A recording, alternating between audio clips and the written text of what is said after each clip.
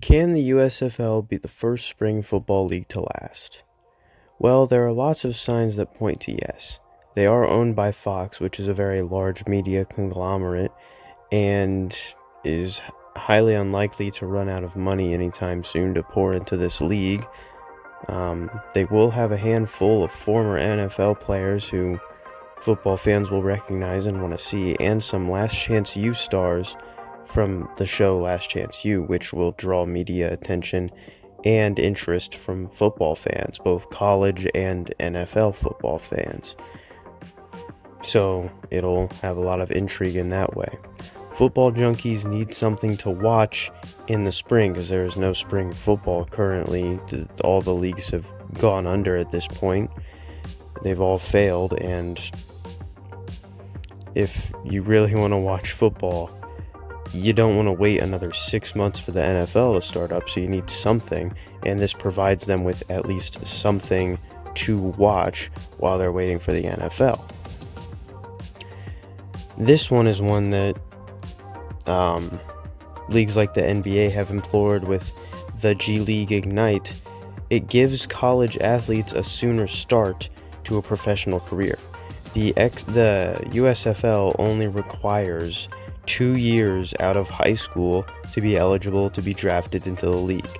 That gives them an extra year or two of making money in the USFL to then go and declare for the NFL draft. So it gives the USFL some good young talent and can develop talent for the NFL, and it gives the players an opportunity to make more money. So it's a win-win for everyone involved, really. It's a win for the NFL, it's a win for the USFL, and it's a win for these college athletes. Now, there are some ways that they could fail. If nobody watches the league, they could fail there, but that's highly unlikely with the league drawing a decent amount of hype recently. There are football fans who are excited to see it. The talent could be terrible. Like, they could play football and it could look worse than a high school JV team.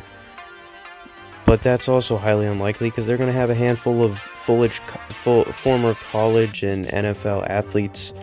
So I think the football will be at least tolerable. It'll resemble organized football.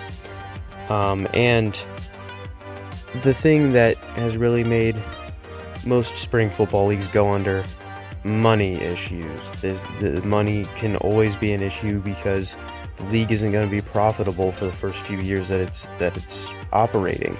So you need enough money to sustain the league until you reach a point where it's more profitable. Now, even with Fox owning this, it is still a possibility that the league sucks. But I really don't think the money's going to be a problem. It could be, though. They could run out of money. But I doubt it. I think, personally, it's going to work out. The league will gain some popularity. It'll be kind of like minor league sports, but with a bit of extra punch to it, because it'll have some more notable names that fans are familiar with, and it won't be like... I feel like it won't be a minor league type of atmosphere, you know? Because it's not directly affiliated with the NFL. So it'll be kind of